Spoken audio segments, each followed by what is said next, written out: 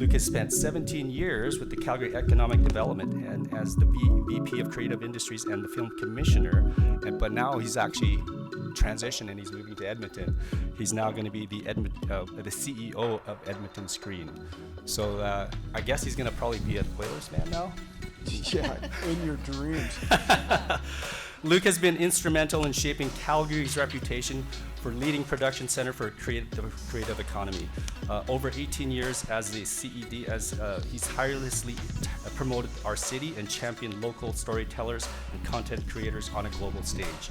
So Luke is a long driving force between the creative industries in Calgary and Alberta.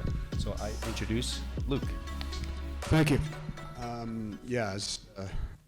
As you just said, we now the CEO of Edmonton Screen. That being said, we are Team Alberta across the province, working to bring production both from the film and television industry as well as digital media and entertainment into the region, and then supporting it across the province. And where it goes is where it's best to sit. We're not big enough province to be dividing that way or to be competing that way. We work together to try to enhance and grow the sector across the province. And we see these things now as the creative economy. That's the umbrella. All of these verticals fit underneath it. And we're in the entertainment business, which is the panel that we're today, is the business of film and television. And the panelists that we have here all have a critical part to play. Either in their own companies and then provincially in how we fund and create content in this province. So I'm going to start off to my right and introduce to you and have each of our panelists tell us a little bit about their history and their career. We'll start to my right with Michelle Wong. Thank you, Luke. My name is Michelle Wong. I've been in the industry a little over 30 years. I know I don't look as old as I feel, but I am. Proudly Albertan. I had an opportunity to do some training in Montreal when I was in my 20s. And then when it was over, I was offered a job, like often happens in the case when you travel. And I really wanted to come back to Alberta. And so my entire career has happened here.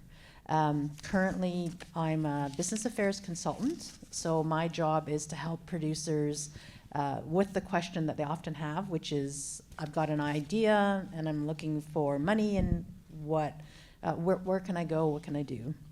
So that's primarily what I do. I also work at a company called 724, and we do 1 hour scripted there, so I'm head of business affairs there as well. So, but I have a big heart for helping out producers, and so I'm associated with a few projects right now in various stages of finishing. So I guess that's my long and short. Okay. She does an amazing job helping producers across this province, has for a long time. And then to my left, Betty Tong. Hi, everyone. I am Betty, born and raised Calgarian. I've been in the industry really truly just for the last 5 years, although I was an actor before as a stay-at-home mom. The way I got into the industry, because I used to be a teacher and a professional musician, was that I was at a mall one day with my daughter who was a baby, and a lady came up to me and complimented me on my hair.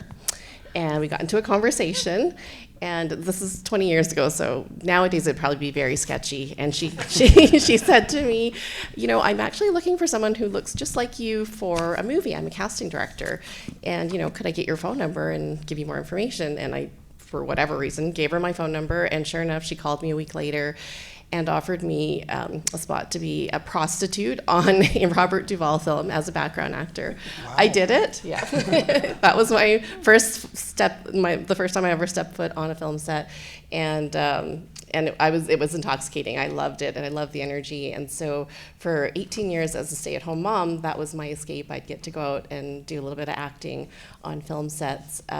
5-ish years ago, is that when The Last of Us was here? Same casting director actually offered me a position on her team, and I became the background coordinator on The Last of Us. It was the best education that you could have ever imagined as far as film goes. And from there, I became casting director, do background casting on Heartland, Winona Earp, bunch of different feature films. I'm doing Billy the Kid right now. And a couple years ago, my business partner and I opened a production company, Monarch Entertainment. And our first film has actually just hit Tubi. It's called Creepbox. Go look it up and click on it and watch it. And then we've got 2 films that are coming up this coming year that we're hoping will be out in, hopefully in theaters this year. Thank you, Betty. To my far left, Jeff Chiba Stearns. Welcome. Thank you. Hi, my name is Jeff Chiba Stearns. I have some slides because I'm a visual storyteller, so I always want to make sure I've got visual representation. I don't know if we can pull those up. I always show this because as someone, I was actually a professional snowboarder for a couple of years and played in a bunch of punk rock bands. And when you do that, you have to be really good at branding, obviously. So I kind of translated that when I went to Emily Carr and got a degree in animation and became a filmmaker. Next slide. I started a company called Meditating Bunny Studio. It's an animation production company. So I'm an independent producer, director, also author, illustrator, and we run a lot of books and movies through my company. Next slide.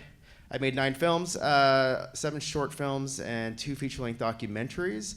And I've been fortunate that I think we've had over 300 film festival selections. And yeah, it's been a long journey. Next slide.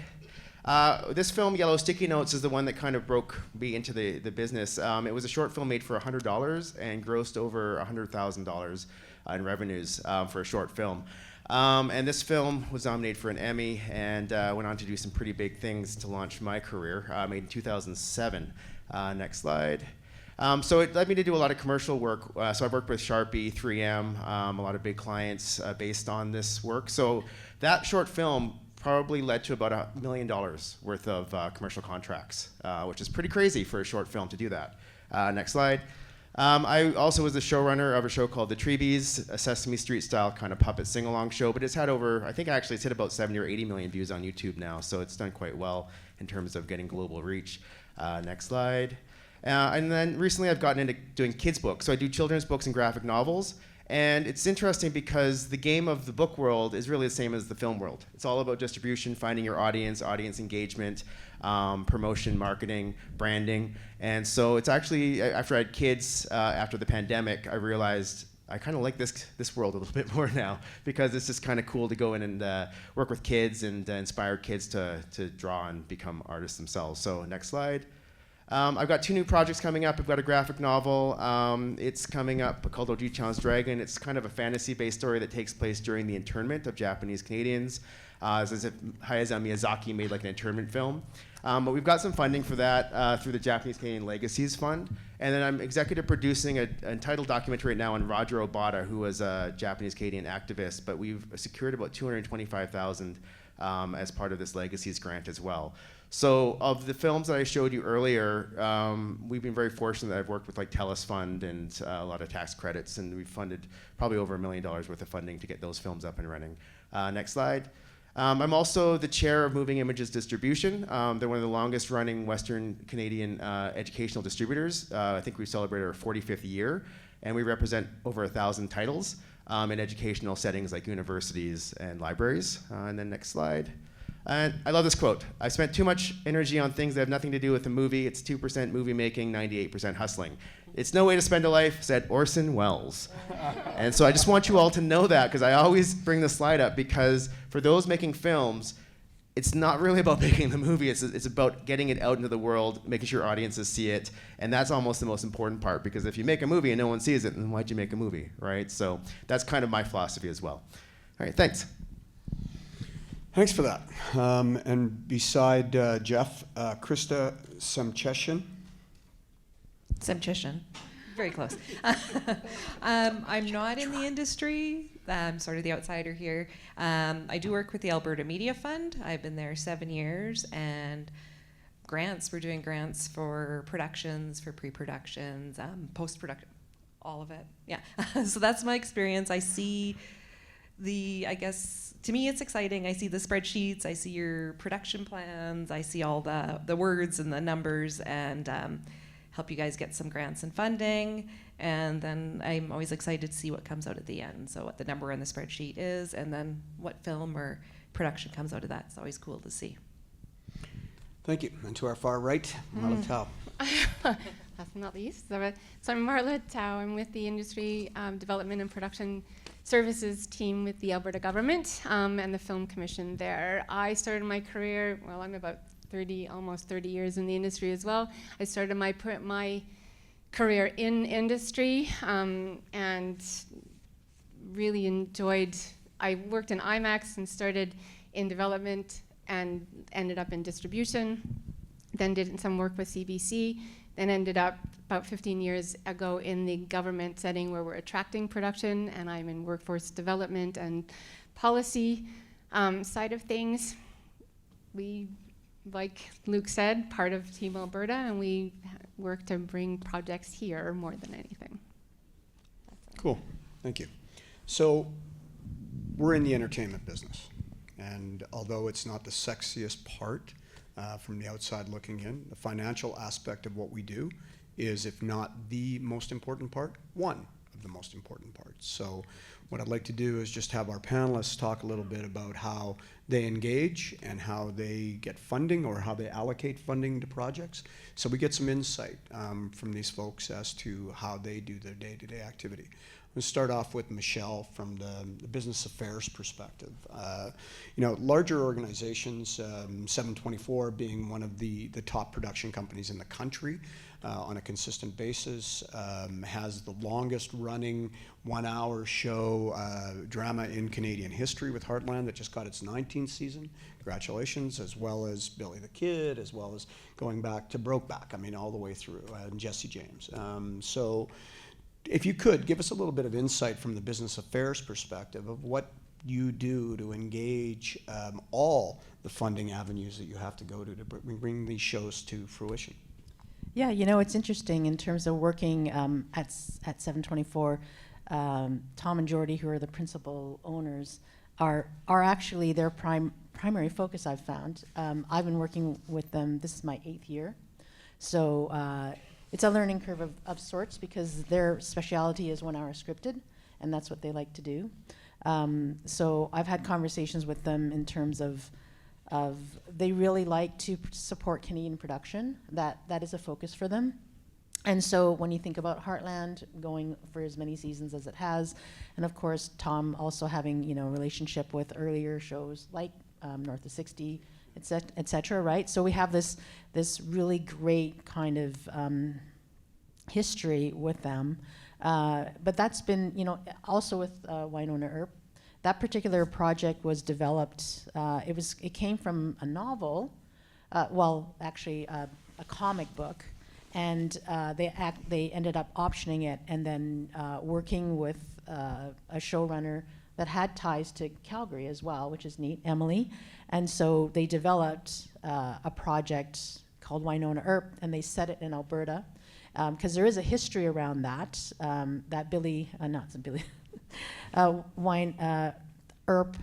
Wyatt Earp did have a history of moving through Alberta at one point. So it was really neat that they developed a concept that looked at Alberta as a principal character in the story.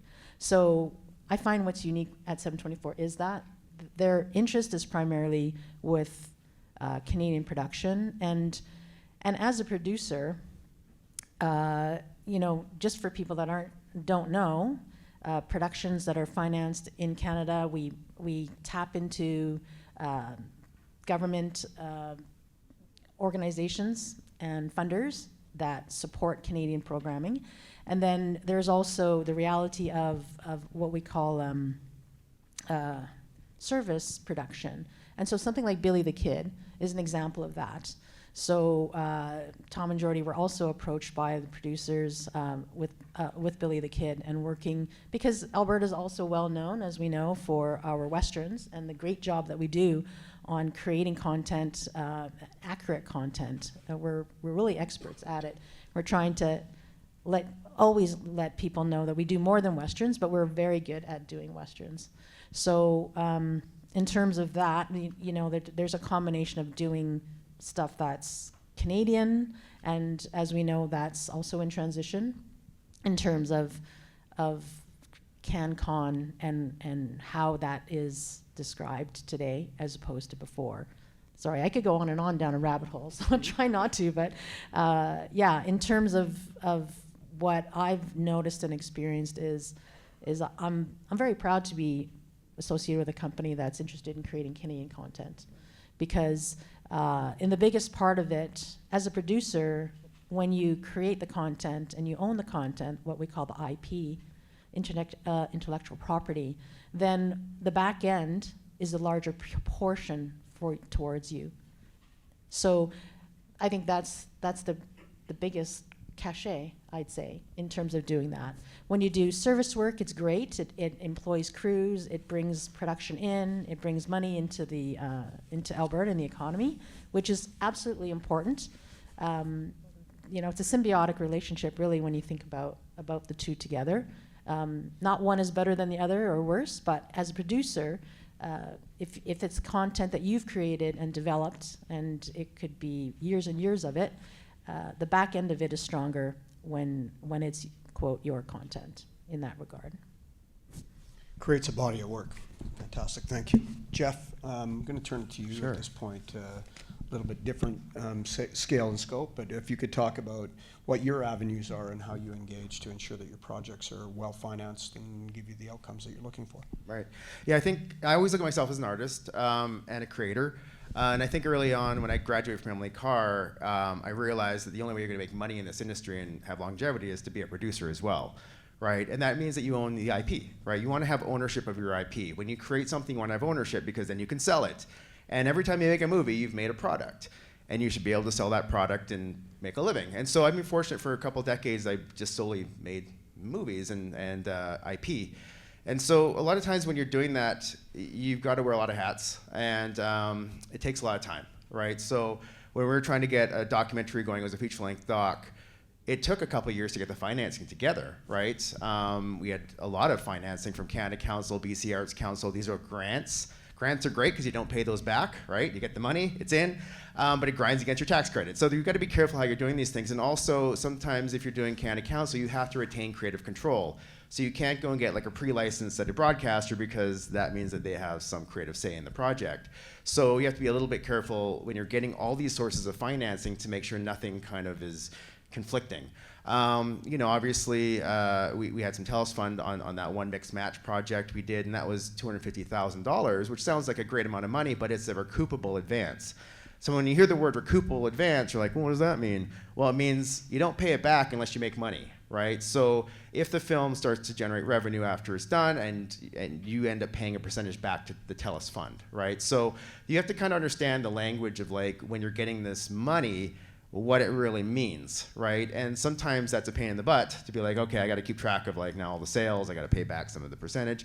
But for the most part, I've been fortunate that I've tapped into a lot of sources. I love grants because obviously it's money that you can get that you don't pay back that is used to create art. And there's a lot of sources. I love Canada. We're the envy of all the world, especially US filmmakers come up and they're like, you Canadians, you get all this money. But it's great, and you should take advantage of that, right?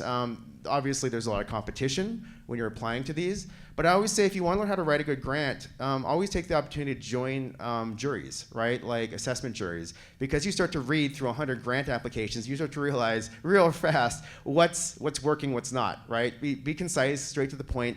And I teach at Emily Carr, and I teach professional practice in animation. So I'm teaching a lot of this to students, right?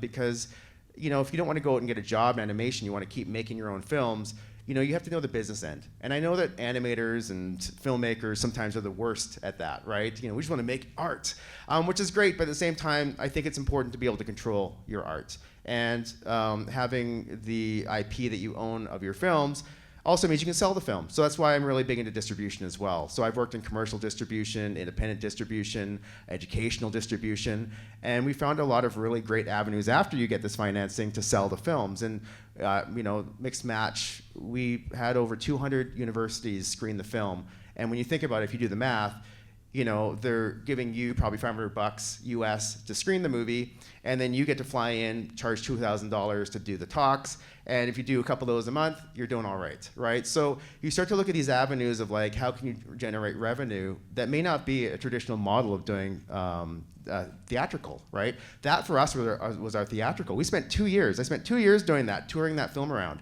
But I was prepared to do that because that film was about it was a social, or it was a film that was raising awareness for the complexities mixed race people had trying to find bone marrow donors.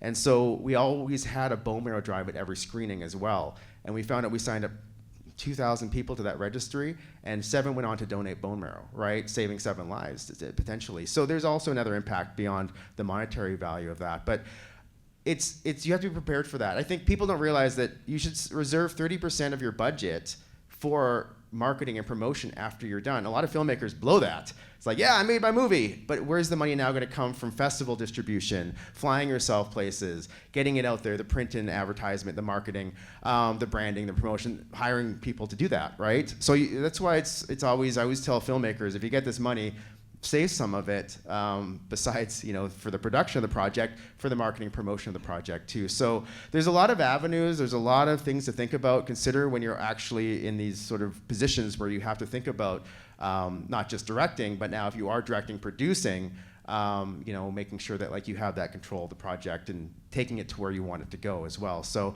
yeah, that's kind of a long-winded answer to that, but I just want you to know there's so many facets, right? And there's so much access to great funding, which I think we're going to hear about today, especially here in Alberta, but even federally too. We're very lucky we have tax credits, right? Now that's a whole other ball of wax. And I never do it myself. I always hire a producer that I work with to do all that, I don't want to call it dirty work, but it's really, I'm a filmmaker. I like to have, I'll take the EP credit or something as someone who found the funding, but I can't always do everything. So I always find a co-producer to work with as well too. And very lucky that there's great producers out there that will take you under their wing and they will mentor you, because there's not really producer schools out there, right? As far as, there might be a bit more now, but when I was going, it was always someone takes you under their wing. And I was very fortunate that Ruth Vincent, a very, very, very accomplished producer, very early in my career took me under her wing, and she taught me all about producing and really helped me become where I am today. So find a really good mentor too as a producer. I think that's job number one. Thanks for that. So a couple good topics that both of you touched on, and I'll turn it to Betty. The grant writing perspective.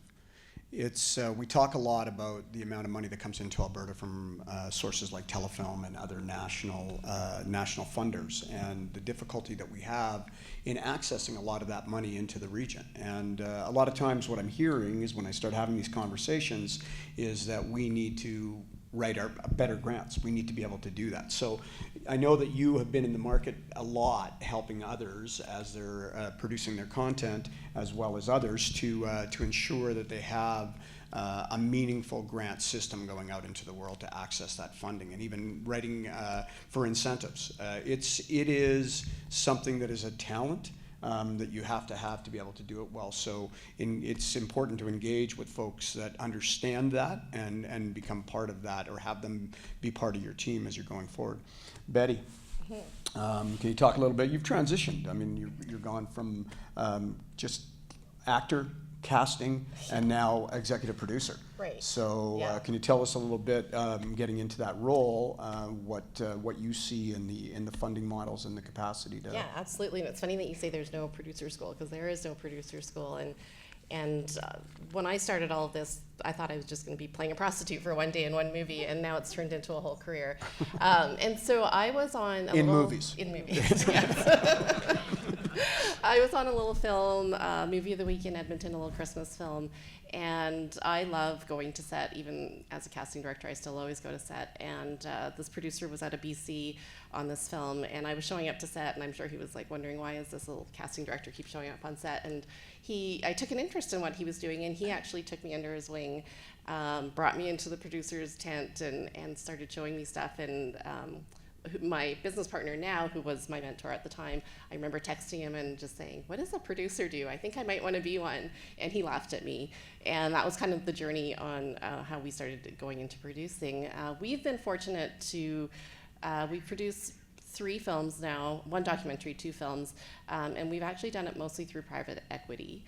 And so it's been an interesting journey in learning sort of art versus commerce, because I think as a casting director, it's all about the creative side. I want to pick the right faces and the right people for the roles, and there's the creative side. But when we shifted towards the business side, we started understanding that, there can, obviously the dream would be for your film to be a critical success and a commercial success, but the reality is sometimes it's one or the other.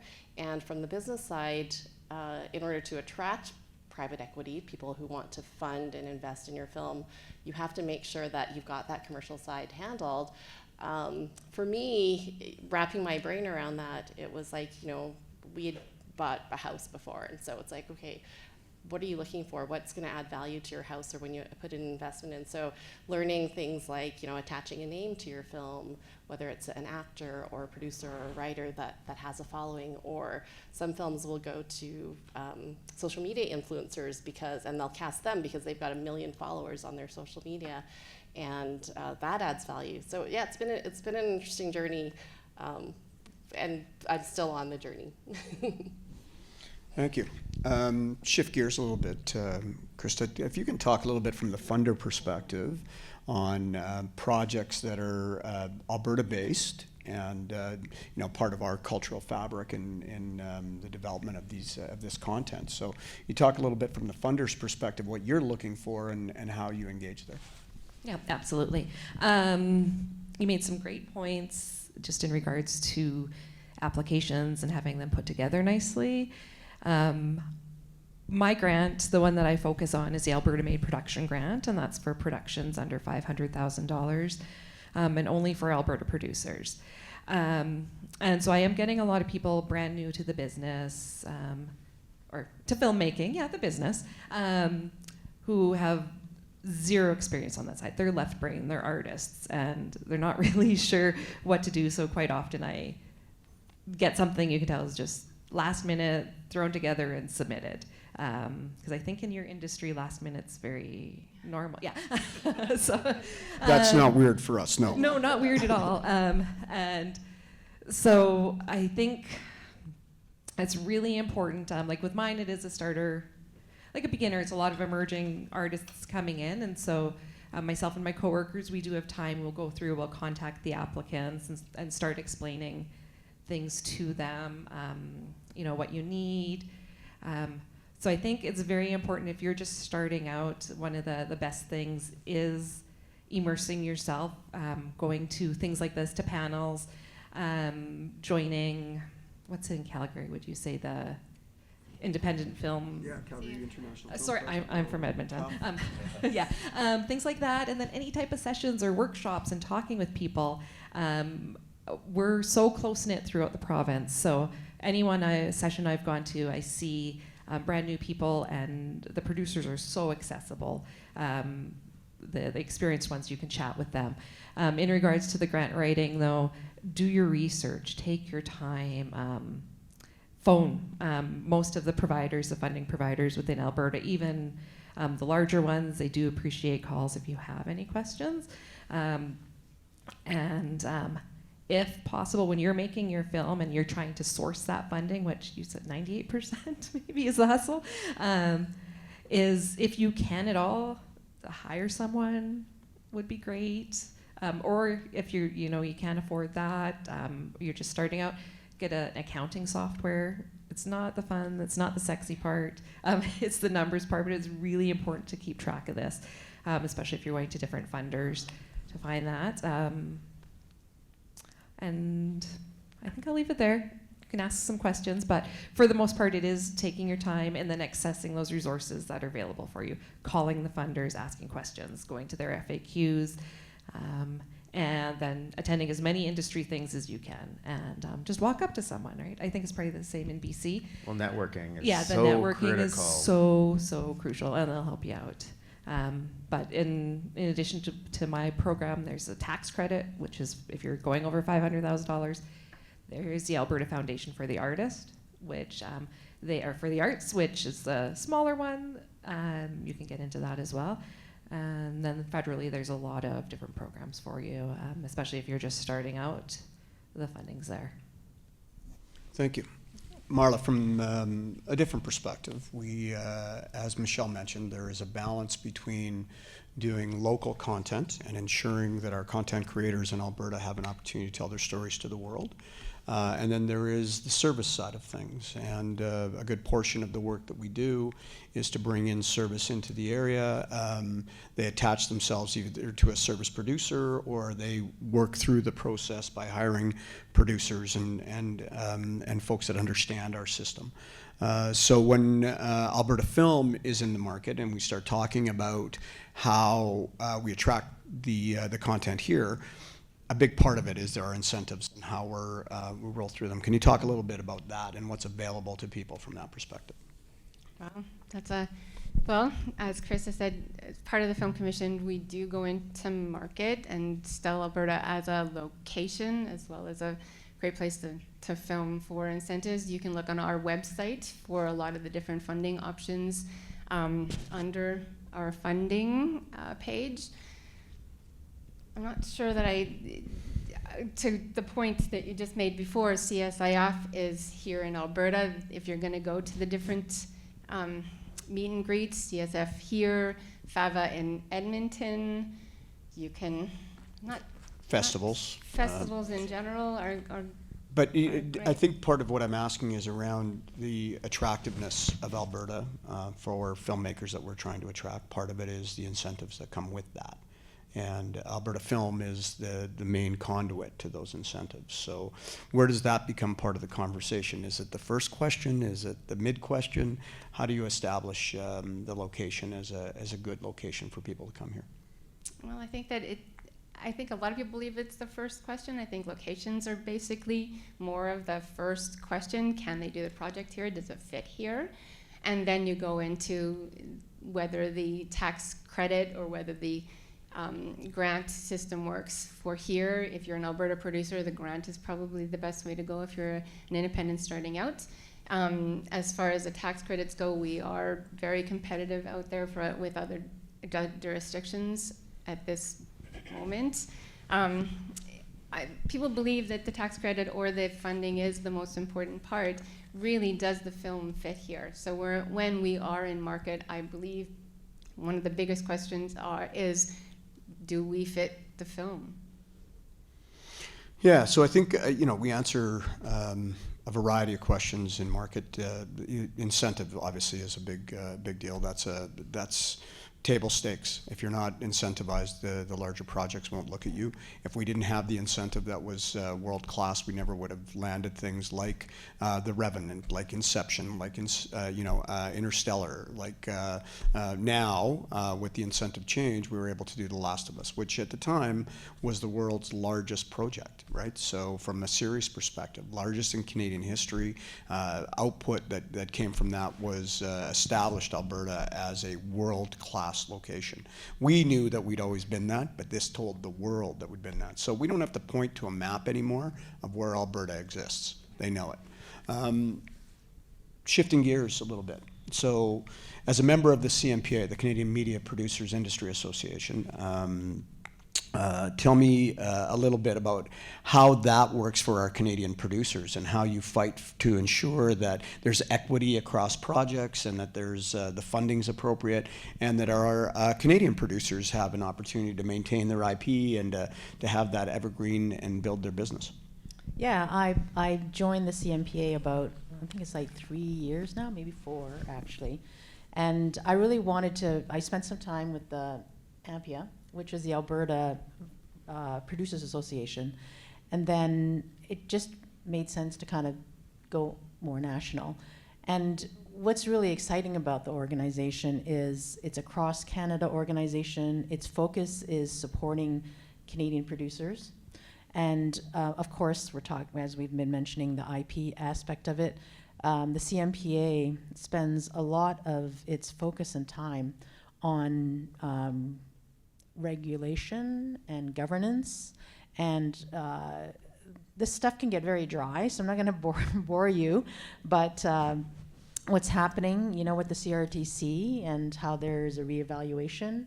Now that we have the streamers, we have had the streamers around, but now the idea is, we've always wanted to have them participate in the tent, as we talk about, in terms of money coming from Canadian broadcasters putting money into the Canada Media Fund, and then now we're asking streamers, which are usually non-Canadian, to since they have subscribers in Canada, right? So we're seeing a system change as well from people doing cable and moving towards like streamer activity. We're asking them to participate and put a percentage in. And currently that percentage is not super big. It's like 5% of their revenues is the number that was put out there. And so the CMPA's mandate and role, a significant part of it, is to make sure that we have kind of access to the money that's going out and coming back into our industry, which will then strengthen Canadian content and strengthen the funds that producers apply for. So right now there is a pushback. Obviously, we knew there would be, with the streamers kind of going, well, we've been here for 5 years and we've been getting this money for nothing. We don't want to, or we're reluctant to, and we might be setting a precedent that we don't want to actually have to. Then every country will say, well, look at what they got, and look what they got, and look what we can get. And so, obviously there's a pushback, and there's definitely a battle of sorts going on. So having an organization like CMPA representing producers across the country is absolutely vital. I mean, from the points of, in Alberta here, we have the funds as we're talking about, but eventually everyone is going to go up. That's the goal, is there's no small producer in terms of, and I never treat a producer as a small producer, because everybody wants to grow their projects and get larger budgets.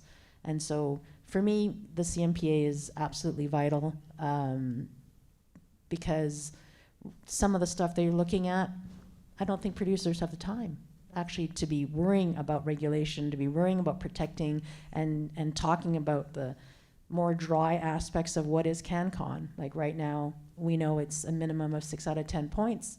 The move is to move to 9 out of 15 points. And so again, there's a lot of conversation around, well, what are those 5 extra positions, and are they important in terms of key positions, or are they just positions to be able to kind of tick off a box and still get a project considered CanCon? And why is that important? It's because Canadian CanCon means accessing the Canadian tax credits, which is what everybody wants to do. So we're seeing a movement and a shift in which streamers are their goal is at the end of the day to get as much money as they can. And so they're pulling that out of taxpayers' dollars. So of course, as Canadians paying into the taxpayer system, we would like the content to reflect Canadians. And some of the streamer content does not. It's not written by Canadians, it's not directed by Canadians, it doesn't star Canadians, et cetera, et cetera. So we are literally in an evolution right now in terms of our system. And how these changes and regulations from the CRTC, that they haven't even looked at the system for over 20 years. So whatever's gonna happen is probably gonna lock in the system for the next 20 years. So it's a vital moment, a watershed moment that's happening for us. And so for me, I'm proud to be part of an organization that's looking at the total picture, and having those battles so that creative producers can just do what they love doing with all the money that they can have, in their hand. So yeah, I guess that's my pitch there. Yeah. What Michelle's talking about is Bill C-11, and although it's precedent-setting for us here in Canada, it's not globally. There is other countries that have implemented bills that have the streamers and studios paying into the content that's created for that specific country. So we're just trying to create an even playing field so that Canada is a beneficiary for the amount of money that we allocate through incentives to those coming from foreign lands. So super important. Jeff, I want to touch a little bit on your teaching. So how big of a part and how do you engage in the business of creation, of creation of content? So there's for many years what everybody that comes out of post-secondaries wants to be a director or a producer or a showrunner, and it takes some time and effort to get there. So how do you identify the need for that business acumen when people are coming back into the business coming out of school? Right. So at Emily Carr University, I went through the program way back in 2001. Hasn't changed much. Students are still responsible for making a graduation film. And a lot of times they get so burnt out for making that film just dies, right? They never promote it, they never send it to festivals. And that's a real shame, right? You spend this much time pouring your blood, sweat, heart into these projects. And so I spend a lot of time talking about branding, right? That like you've got to brand you've got to brand yourself as a filmmaker, you have to brand your films. It helps with your promotion, getting the films out there, being seen. I remember I asked my class of 30 students, and I said, name one Canadian film in the last year. Not a single hand could go up. That's a problem, right? You know what I mean? Like, why do we have this identity crisis of like, sure, there's all this money, and I always sort of, I don't want to play devil's advocate, there's all this money, but that these kids can't identify a Canadian film, not one. And even I had to think about it a little bit too, right? So, that's great that we have this funding, but again, why don't we have this? We have a problem with branding, right? We don't why are people going to theaters to see these films, right? And for the most part, there's the few that kind of break through, right? There's a few that you think you don't really realize they're CanCon, honestly, right? Like a few that came out in the past. So, when I talk about that with the students, I want them just to be aware of that, right? That, festivals are a fantastic, amazing, glorious place to take your films, right? I love festivals. I became a festival junkie after I graduated from Emily Carr because I got my film to one festival. I was like, this is fun. I'm networking. I'm meeting people. And I just kept going. It was a snowball, right? So I've probably been to at least about 150 festivals in person, all across the world, all the continents. And the amazing thing too with that is I tell the students, once you start making professional projects, there's money for funding to travel, right? Canada Council, sometimes your provincial arts councils have travel grants that you can access to travel and promote your movies. So there's a lot of money that actually does exist beyond the production and helping with the promotion. Right, and I think we're lucky in Canada. Obviously, all the major broadcasters like Bell Media Fund, you've got the Shaw Rocket Fund. Each of these has like TELUS Fund that are helping promote the movies. But they are requiring now too that you have a distribution plan in place, right? That you're thinking about the marketing of your film, and that's what I always tell the students. The first thing you think about is audience engagement. Is who is this film for, right? A lot of kids are like, I don't know, I'm just making a movie, and they don't care. They just like, I don't want to make a movie. I like to make a, they don't think about who's going to watch the movie after, right? Or that there's opportunities that they may have that maybe they tackle a theme of mental health and they can tap into funding with these organizations that talk about mental health, or they can help promote the movie. When we made that mixed match movie I was mentioning, we got a lot of organizations like Be The Match in the US and Canadian Blood Services here in Canada that helped promote the movie. Well, they have millions of people that follow them, and they're helping us blast out these social media posts, right? So again, you can find ways to do it without spending a lot of money. It's just as long as you can align yourself with the proper channels to do that. And so I think that's a big thing, right? Is that a lot of the students don't really realize after they're so burnt out making these movies that that's only the first step, right? Like, if you can't cross that next threshold, then you've kind of wasted your time, right? And I hate seeing that because I see how hard they work to make these films. And I want them to go on to make more films. So a lot of that business end of thing is saying, well, yeah, here's the money you can access post-graduation. You're all able to do that. TELUS, StoryHive, wonderful, right? Like, that's for emerging filmmakers. I can't access that. That's good. You can access that if you only made 1 or 2 films, or you're just starting to make films. And it's a really good way for people to kind of get that sort of to just sort of get the money, some small financing to get a little project going. And it's great. And then, cut your teeth and then move on, right? It's building up that clout, right? The more and more you start doing, the more, even when you're applying for grants, right? When I'm on a granting jury, I want to see that, like, yeah, you've applied to festivals, you've won some awards, you've done this, you promoted your work, because that shows that, like, I'm going to give you money, and that film's going to get out there and do great things and inspire people. And that's what I want to see, right? right? So I'm always making sure when I'm assessing these grants that like these people have a good plan in place, these creators, not just to make the movie, it's a great idea, but that this idea goes out into the world and does good. Because I think we're all in this place to heal the world one film at a time, right? I think I have that mindset because we're creators. We're people that want to inspire the world through our art. And I've been really fortunate I've been able to do that, and I continue to do that, and that's been my kind of mandate as a filmmaker. But I think as a producer, the business end of things, we've got to kind of keep our eye on the prize sometimes too, right? So yeah, when I teach students, it's a lot about that. And luckily, some of them glosses over, but you know, you get those couple kids that you're like, okay, those guys are going to go out, they're going to do great things, and I'm happy, you know, for the world is going to see more great work, right? So, Thank you for that. So I think one of the things that comes into play a lot is understanding your content as you're putting it out to the audience. Audience discoverability. It happens in gaming, it happens in film and television. As you're creating, as the content creator, you have to understand where your audience is and what you're creating for. The idea may sound great in your head, and it may sound, you know, as you're talking to your friends and family, but having that knowledge and that ability to know what the audience is and what they want is going to be part of your business plan. It has to be in play because there's got to be an outcome for everybody at that point. Betty, as an executive producer, a large part of your role is ensuring that there's the funding necessary to be able to create the content.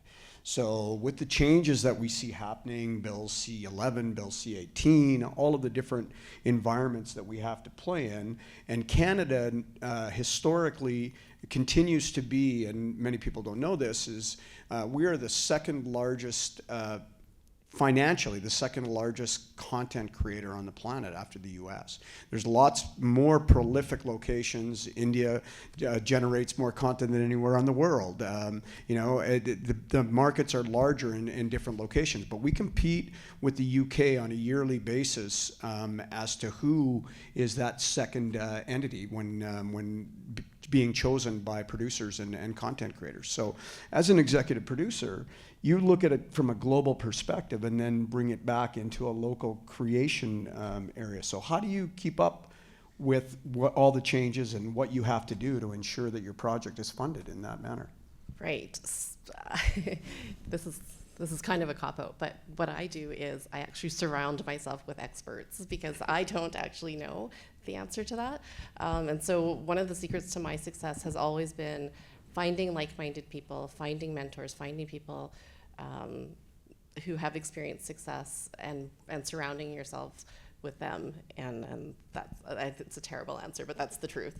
I don't think it's a terrible answer. I think we have to know what we don't know. We got to be honest with ourselves if we're creating content and understand the areas that we have to look for help. I think there's no stupid questions unless they're asked after the fact. Yes.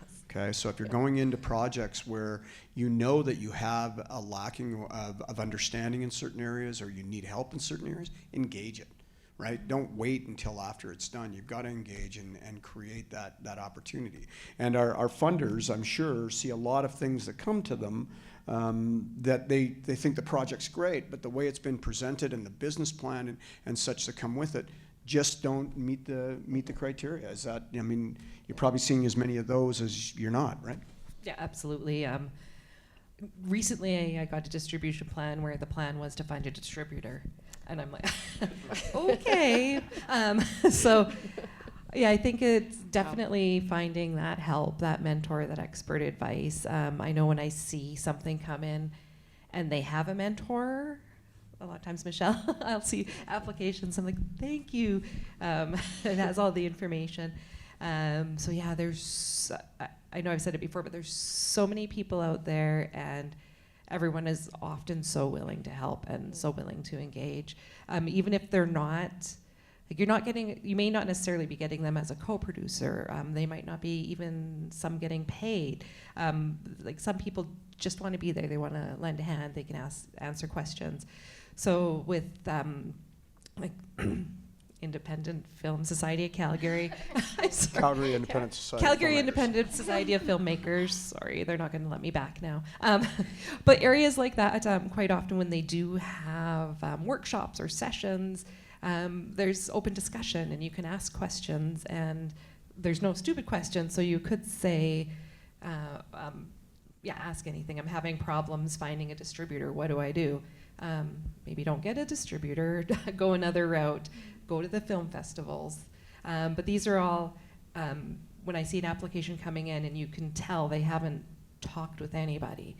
Like there's no content, there's no plan, there's just, I'm making this film and it's all about the film, which I mean, it should be, that's for some people their passion, their baby, but you have to think about everything else around the film. And yeah, I think just ask, get some help,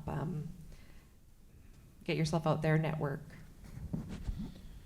So, looking for resources around you too that are available to you that you might not know. I mean, one of the main resources in Alberta is Alberta Film. So when they're calling you, they're asking you for a variety of things. So you talk a little bit about the offerings from Alberta Film, from scouting right through to, you know, the point where they're ready to do their project.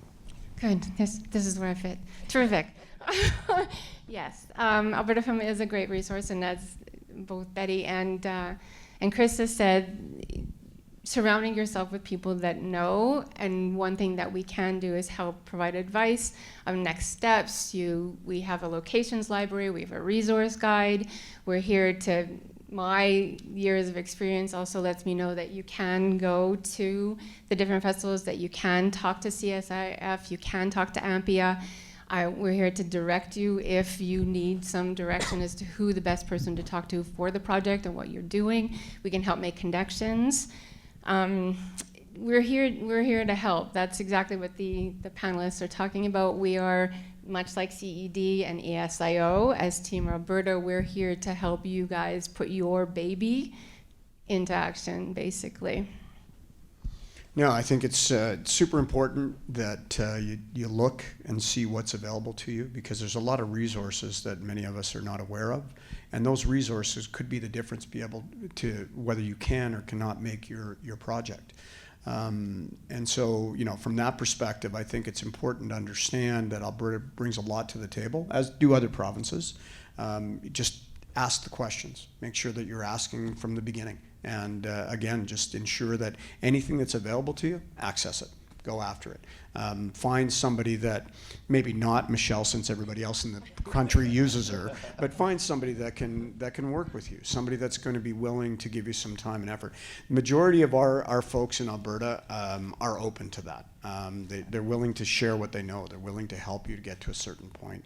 So utilize that as well. Network. You know, Jeff brought this up in the beginning. This is one of the big things. And you don't network till the point of nausea, but you know, letting people know who you are, saying hello, having conversations, understanding where there's potential for you to engage throughout festivals and such like this one.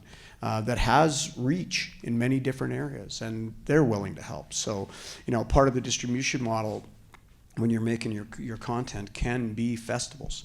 So you want to be working with all those avenues to try to get yourself to that point. We've got approximately 8 minutes left on the panel, and I wanted to open this up to the audience to see if there's any questions that you have for the panelists that we can help you with. Let's start up there. The gentleman beside the lady in the pink. Can you tell us who you are? Oh, I'm Elliot from Splatter Film 69. We have an office in Burlington, close to Vancouver, BC. It's been an amazing festival here. We really enjoyed all the movies. Now, okay. Like myself, private equity investing is basically the way I've seen it. I've sort of seen it as that's the future for the film industry in Canada. Are there going to be any more newer changes people should do? And like for myself too, especially with all the Trump stuff, I hate to mention that because all my investors come from the US. So that again, it's bringing American dollars to Canada to help make a movie. But you know, I used to deal with 4 investors, now I can only deal with 2 of them because the other 2 don't want to deal with all the garbage that's going between countries. So how do you see that affecting the film industry? Well, from a CMMPA perspective, maybe? I have to say that I'm kind of, because I've been, I guess, in the system so long, I still mostly deal with the Canadian funding system. So in terms of like what you're talking about, I believe that too. There are some producers I work with that are finding equity investment outside of the typical, you know, when the Americans think about Canada, what excites them are things like the provincial tax credits, the federal tax credits, those kinds of things that can add up to 20% of a budget into a system, not just the value of our dollar as well, right?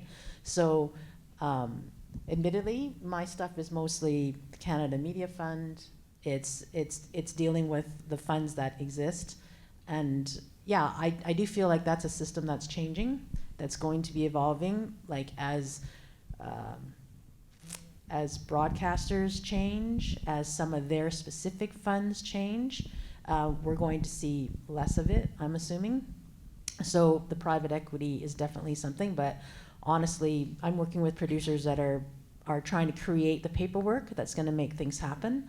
Like as I was sitting here listening, part of me, my brain goes, yeah, if you're a producer and you're looking to get a distributor, currently the way our federal tax credits work is you actually have to secure a Canadian distributor before you secure a non-Canadian distributor. So if you're out there, you know, doing your thing and you have a Canadian, you know, a US distributor come on board and you want to sign them, if you're not looking at the guidelines and you don't see that particular note, that's going to trip you up for when you actually start to do your financing, your tax credit calculations, et cetera, assuming that you're going to be getting, you know, money from the Canadian program. By signing a non-Canadian distributor first, you're going to find yourself in the other category, which is a lot less in terms of the percentage that's offered to you. So I guess it's things like that I know that are important to know, especially as a producer in development. Yeah, that helps a lot. Like myself, I have 4 different distributors. Not a single one is Canadian. I have Japan, I have 2 in the US, and I have 1 European. So let me say this, though, okay?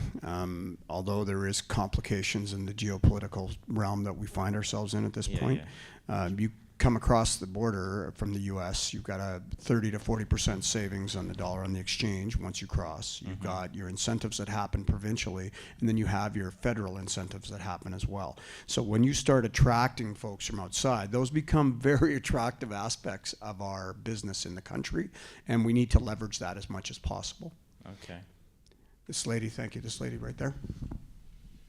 On the other side. Oh, somebody's coming there. I actually have 2 questions. The first is Bill C. 11. Does that 5%, is that like, because Vancouver and Toronto are kind of the hotspots, so does that kind of distribute among provinces, thereby making Alberta more appealing? The regulatory system is being worked out right now, but the idea is that there's a trickle-down effect, right? So eventually it gets to the producers across the country. But as we know, we're the 4th largest jurisdiction in the country when it comes to production volume, after Ontario, British Columbia, and Quebec. And so the time it takes to trickle down is substantial, but once the regulatory system's in place, I would think that they're going to create some kind of equitable distribution model that will help. Yeah, that 5% that we're talking about, so this is a really quite a complex thing that everyone's trying to kind of establish, is if we think about many people have cut off, right, their cable, and they're just doing the internet. So you see on your bill, there's a shift, right? Now if you have a part that's TV, oh, it's kind of cheap now. It's like $25, right? But then when you look at the internet part, suddenly it's $80. So overall, you're still paying over $100 a month for your access. And that's the idea that you're using your internet to, you know, tap into the streamers and watch the shows. You're paying your subscription. All that money, traditionally, in the old system, would go towards a Canadian company that's gathering, you know, a Canadian cable company. And then they are regulated to contribute a portion of the money that they collect towards the Canadian funding system, which a large part of is Telefilm Canada, the Canada Media Fund, and that's where that money ends up being collected, and then it's being dispersed using their regulations and guidelines towards Canadian content.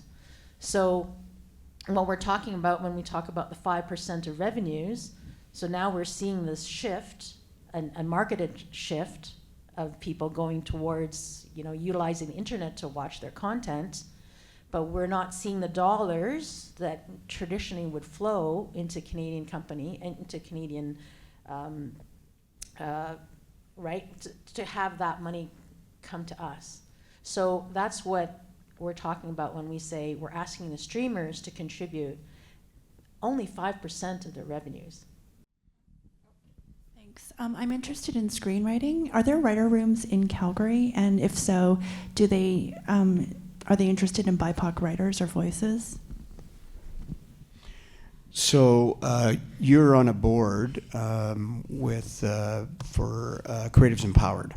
Yeah, I'm not on it any longer. Oh, okay. But yeah, I was on it, and just directly to your question, it's very challenging to get into a writer's room, actually, because you're going through a production that, in the case of something like Heartland, it's a long-standing show, meaning there are a lot of systems that are in place, a lot of creative people that are in place, and we're very much aware and cognizant of creating opportunities for BIPOC, and we've done that for the last, I think, 2 or 3 years now. Usually there's a kind of a system in terms of how to access. So sometimes you start, you would actually start as a story editor, or you'd be like working under someone, and then slowly as you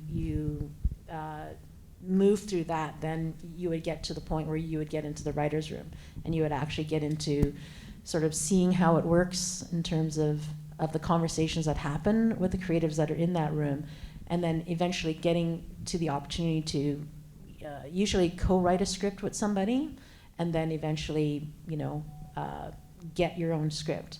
But it takes time, and that's the thing. I mean, definitely I'm a BIPOC person. It's very important to me. But I also recognize, depending on the level of the show, it takes time, because there are a lot of people that are obviously trying to get the opportunity, and it's across the country. So for something like Heartland, which, yes, it's produced here and shot here, but the access points are quite vast in terms of everybody looking for the opportunity. And it's tough, I'll have to say, especially as a writer. So the biggest thing that you can do is to continue to work on scripts, whether they're your own, and just to kind of increase your own cachet. And then also, when you're going towards a show that's established, usually the process is looking at people that might have an agent, because that kind of separates, right, the difference between like where an emerging person might be as opposed to a mid-range person. So unfortunately, with a bigger show, there are stages that happen, and it's not immediate. And we're also, obviously it's not just BIPOC, but there's Indigenous creators as well, looking for their opportunity. So the pie continues to be the same size, somewhat getting smaller, but then the people that are coming to try to have the opportunity continue to get larger. The system is trying to deal with that with more programs to try to help BIPOC producers be able to get their projects going. So I'm not saying you have to become a producer, but I've walked that path along with you walking that path. So it's kind of a reality of sorts, where you're sort of creating your own path. But that's what I found. Betty and Jeff, any input?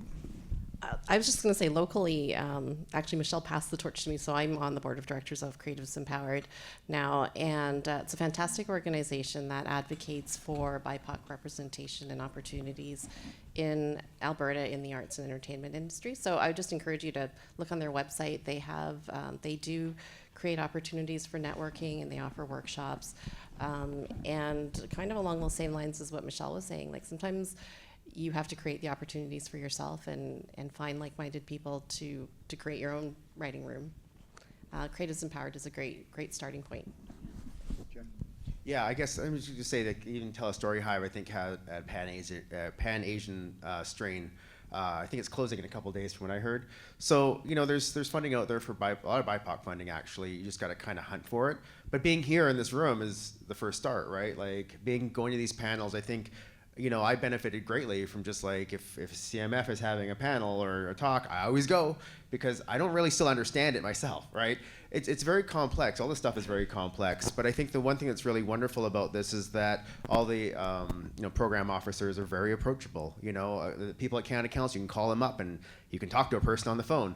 And I think that's what's really amazing about being able to access the information, is that everyone's very accessible.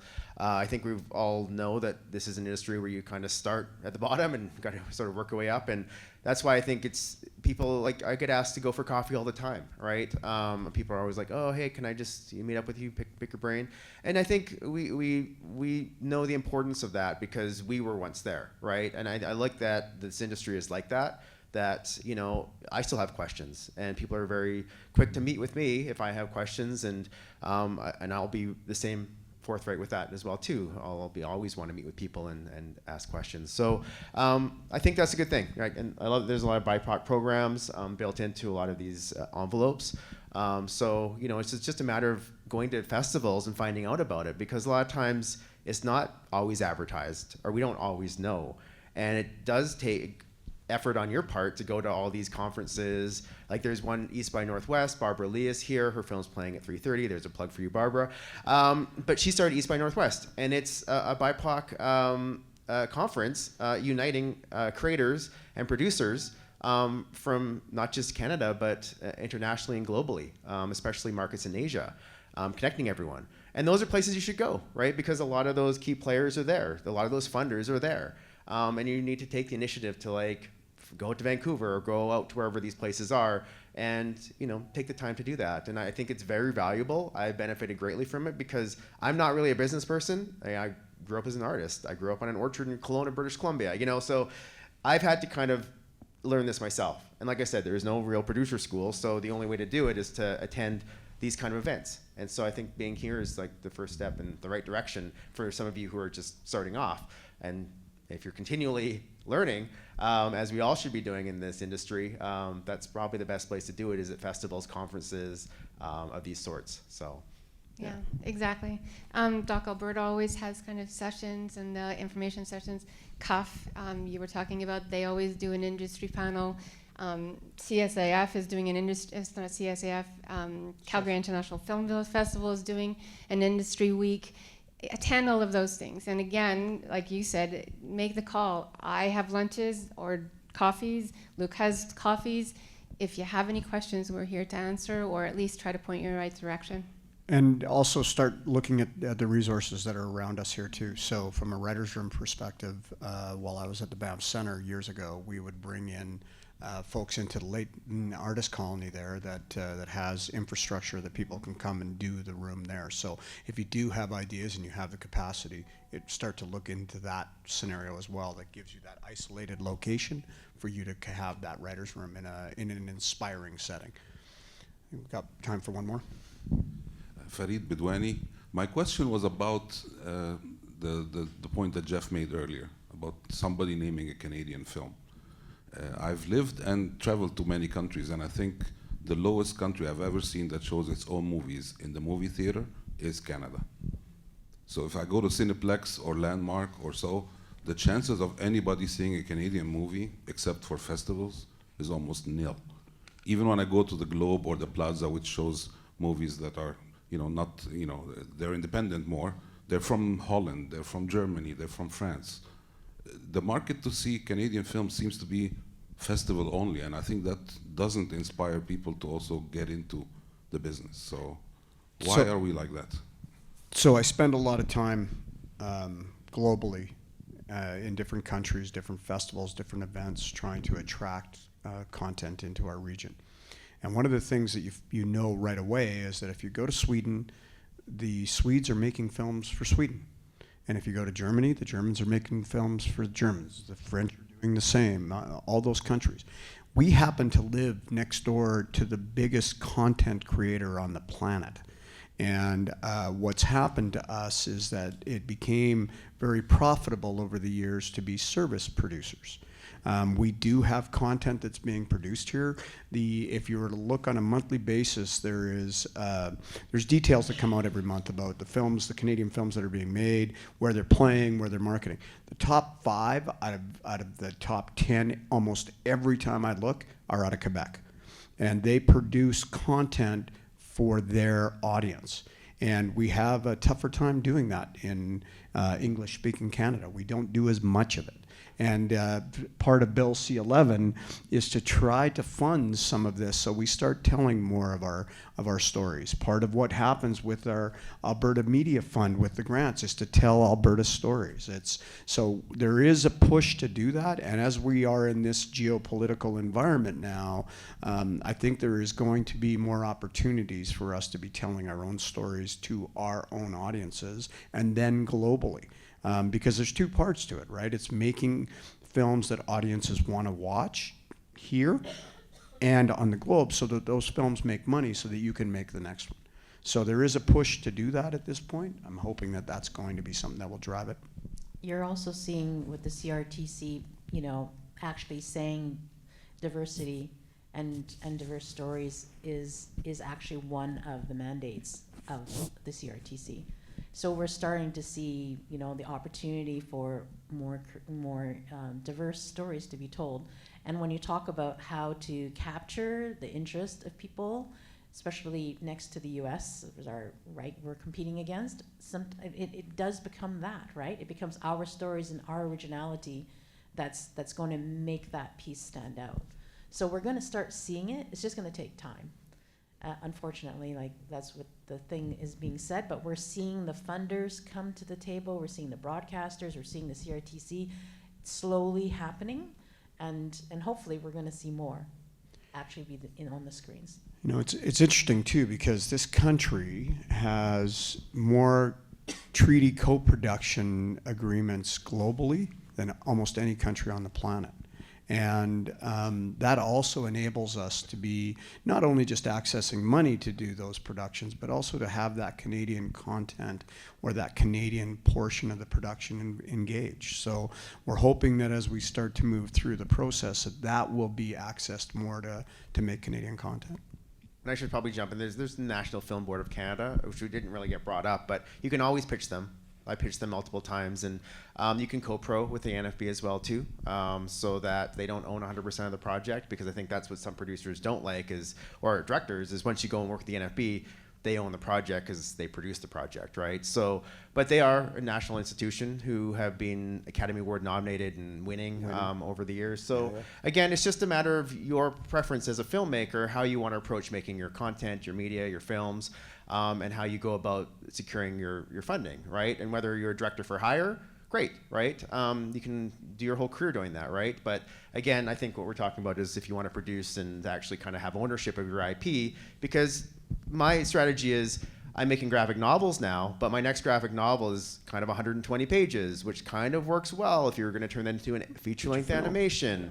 And it becomes a proof of concept, and then you have a pitch, and a lot of IP, it comes from comics, right? So I have a lot of friends who write comics for Image and stuff, and they're getting optioned all the time, right? So we just look at sort of like, it's all visual storytelling. I always tell students that it's always visual storytelling. How you tell the story is up to you, right? It could be books, it could be films, it could be anything of that sort, right? So it's just a matter of then, what we're talking about is like, if you want to have ownership, a stake in what you're creating, then you're kind of in charge of finding their own way of doing it. And again, we're talking about, some people don't like gatekeepers, right? I got really sort of annoyed by it as well too, because there's a lot of competition from producers all over the place fighting for what doesn't seem like a small amount of money, or seems like a big amount of money, but there's a lot of people, a lot of competition for these programs. There are a lot of times they're overprescribed, right? And it's just one of those things where, some people just kind of want to make something. And I think you have all the capacity, Taz mentioned it yesterday, you have a phone in your pocket. You can pull that thing out and you can make a movie. You know what I mean? Like, we're at that place in time, which is fantastic, that we don't always need to have multi-million-dollar budgets or $100,000 budgets to make something. Like I mentioned, that $100 film, I was the first animator in the world to animate a film on Post-it notes. It wasn't the best film, but it was the first. And that film being the first is the reason why YouTube bought the film. It garnered tons of ad revenue, and it became a thing. It went viral overnight. It was a thing. And I have a whole case study on that, right? Like, how do you make $100,000 on a $100 film, or $100,000 revenue on a $100 film? But that's kind of it. That film had no gatekeepers, because I did not want to go through the channels that I went through last time working with the CBC, because I was like, oh, I was burnt out, right? And so I'm going to make a movie on Post-it notes, and that's what I did. And so I think we have that ability, and I just want you to know that too, that this is complex stuff, right? You know, especially when we're getting into tax credits and CMF funding and the triggering things and all the other things. And sometimes you sitting there going, oh, I don't understand half of what we just talked about, right? And that's fine. That's totally fine. I didn't for the better half of my career, and I still probably don't, right? But for the most part, like I said, there's all these options available to all of you, right? Any creator. And I love that you can just create without having to have that revenue stream or funding. So again, however you choose to do that is kind of up to you. But again, good institutions like the National Film Board, all of the commissions up here, and funding sources. And again, it's just take the time. You know, get to know all these sources and talk to people, because there's lots that exist that you may not know about, right? And so I think that's another thing too. And that's also part of how we're going to help create a further identity of making Canadian content, Canadian films. And I specifically always focus on that in my filmmaking, that I talk about identity or I talk about history, because that's important topics and themes for me to address. So thank you for coming out and joining us this morning in this cold morning, and I hope this was enlightening and gave you some information. And you know, there's people up here that are happy to talk to you should you have further questions, and good luck with whatever you're doing out there. All right, thank you.